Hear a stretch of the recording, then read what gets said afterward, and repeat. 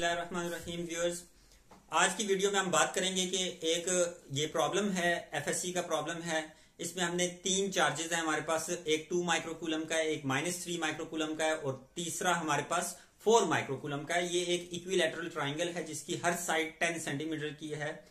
उसके वर्टिसेस पर ये तीन चार्जेस मौजूद हैं। हमने क्या करना है कि हमने magnitude of the resultant force find करनी है और वो रिजल्टेंट फोर्स 4 माइक्रोकूलम चार्ज के ऊपर है। तो अब इन तीन चार्जेस में हम ये देख सकते हैं कि जो डिस्टेंस है वो सेम है और हम 4 माइक्रोकूलम के ऊपर जो है वो फोर्स देखना चाह रहे हैं। तो अब यहां पर हमारे पास दो किस्म की फोर्सेज होंगी, एक force on charge 3 due to 2, तो वो हमारे पास F3 ड्यू टू 2 होगी, F32 इसको कह देते हैं व्यूअर्स, और दूसरी को हम F3 ड्यू टू 1 कह देते हैं क्योंकि वो फोर्स ड्यू टू 1 है। अब व्यूअर्स, अगर हम फाइंड करना चाह रहे हैं कि F31 क्या है तो उसके लिए बड़ा सिंपल सा रूल है कि आपने कूलम्स लॉ को यूज कर लेना है और चार्जेस की वैल्यू जो कि Q3 है और Q1 है उनकी वैल्यूज आपने उसी तरह से पुट कर देनी है। कांस्टेंट हमारे पास यहां पर 9 × 10⁻⁹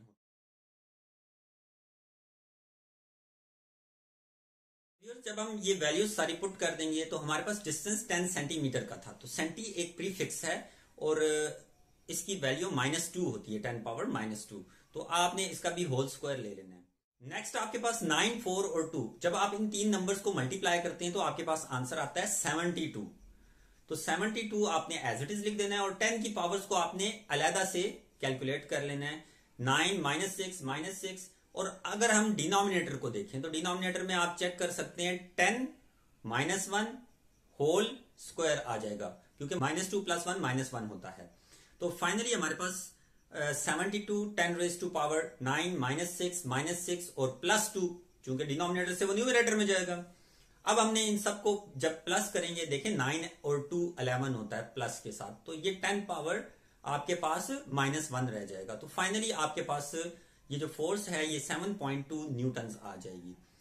इसी अंदाज में जब आप दूसरी फोर्स F31 जो कि दोनों चार्जेस के बीच में रिपल्सिव फोर्स थी इसको फाइंड करेंगे तो अगेन आप कूलम्स लॉ को यूज करेंगे, लेकिन इस केस में आपने जो वैल्यूज चार्जेस की रखनी है वो Q2 और Q3 चार्जेस की वैल्यू को पुट करना है। अब डिनोमिनेटर में तो 10⁻² आया था, ये हमने पहले भी देखा था। न्यूमरेटर में जस्ट आपने चार्जेस को रख लेना है जी 3 और 4 माइक्रोकूलम के हिसाब से। तो अब देखें, अब जो आपने मल्टीप्लाई करना है वो 9, 3 और 4 को मल्टीप्लाई करना है, तो इन सब का व्यूअर्स रिजल्ट आ जाएगा 108। तो अब 10 की पावर्स डेफिनेटली -1 हो जाएगा, जैसे हमने पहले भी कैलकुलेट किया था। आप ये सारी वैल्यूज को दोबारा लिख सकते हैं 108 × 10⁻⁻1 दैट इज 10.8 न्यूटन। तो हमने ये दो फोर्सेस जो हैं इनकी मैग्नीट्यूड फाइंड कर ली हुई है। अब व्यूअर्स हमने क्या करना है, अब हमने इनकी डायरेक्शंस को देखना है। तो सबसे पहले अगर हम इस डायग्राम पर गौर करें तो F32 जो है उसका वो तो अलॉन्ग नेगेटिव एक्स एक्सिस है, लेकिन F31 के दो कंपोनेंट्स बन रहे हैं। एक F31 आपका एक्स कंपोनेंट बन रहा है और एक F31 वाई कंपोनेंट बन रहा है। तो व्यूअर्स अभी हम F31x और F31y फाइंड करेंगे, उसके लिए हमें थीटा पता होना चाहिए। तो थीटा आपके पास ये दोनों वर्टिकल एंगल्स बन रहे हैं, इक्विलैटरल ट्राइंगल है, इसका हर एंगल 60 डिग्री का होगा। तो आपका अगर इंटरनल एंगल 60 डिग्री का है तो इसका वर्टिकल एंगल आपका राइट एंगल ट्राइंगल के अंदर आएगा। अच्छा व्यूअर्स, तो अब हमने क्या करना है, इसके बाद ये F31 के दोनों कंपोनेंट्स को फाइंड करना है। ये हमारे पास F32 की वैल्यू थी। अगर हम F31 फाइंड करना चाह रहे हैं और उसका x कंपोनेंट, तो आपका F31x क्या होगा, F31 cos of थीटा।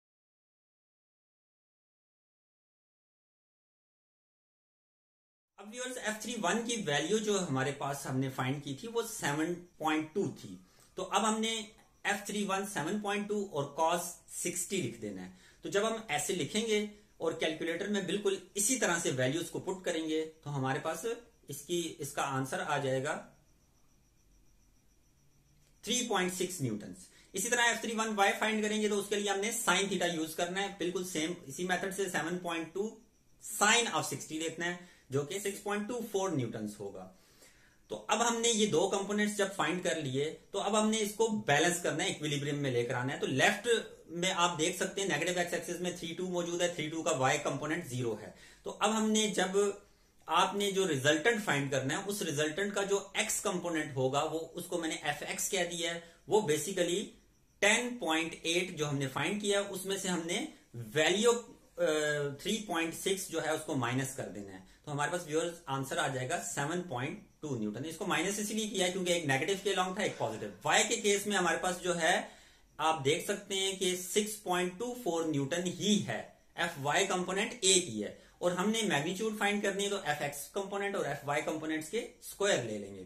तो जब हम स्क्वायर ले लेंगे तो इसमें आप जस्ट वैल्यूज को पुट करना है। तो जब हम वैल्यूज को पुट कर लेंगे तो हमारे पास 7.2 और 6.24 का जब हम स्क्वायर लेंगे तो 7.2 का स्क्वायर हमारे पास आ जाएगा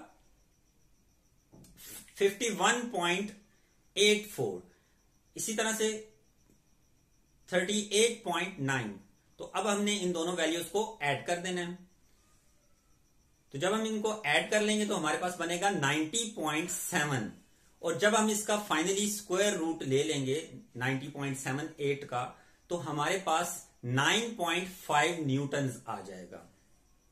तो आई होप स्टूडेंट्स कि आपने इसको लर्न किया होगा। लेकिन इशू यहां पर यह है कि यहां पर आंसर में आप देख सकते हैं 15.7 आंसर है जब हमने चार्जेस लिए हैं 2, -3 और 4 माइक्रोकूलम। जब -3 माइक्रोकूलम लेंगे तो फोर्स अट्रैक्टिव होगी। अब अगर मैं -3 की जगह यहां पर वैल्यू रख लूं +3 माइक्रोकूलम तो फिर ये फोर्स जो है रिपल्सिव हो जाएगी। और एक्स कंपोनेंट में हमने आपको मैं ये दिखा देता हूं कि मैंने ये माइनस किया था एक्स फाइंड करने के लिए क्योंकि उनकी डायरेक्शंस ऑपोजिट थी। अब इस केस में मैं क्या करूंगा, अगर दोनों चार्जेस पॉजिटिव हैं तो मैंने क्या करना है, एक्स कंपोनेंट्स को भी ऐड कर देना है।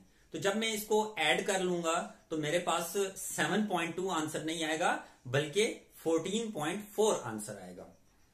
अब इस वैल्यू को मैंने अगेन मैग्नीट्यूड वाले फॉर्मूला में सब्स्टिट्यूट कर देना है। 7.2 नहीं लिखना बल्कि इसकी जगह 14.4 लिखना है। तो मेरे पास 14.4 का स्क्वायर रूट 207.36 आता है। अब मैंने इसको अगेन 38.9 में ही ऐड करना है तो मेरे पास आ जाएगा 246.26 और इसका स्क्वायर रूट जब हम ले लेंगे तो हमारे पास आ जाएगा 15.6 न्यूटन, जो कि बड़ा हमारे आंसर के क्लोज है।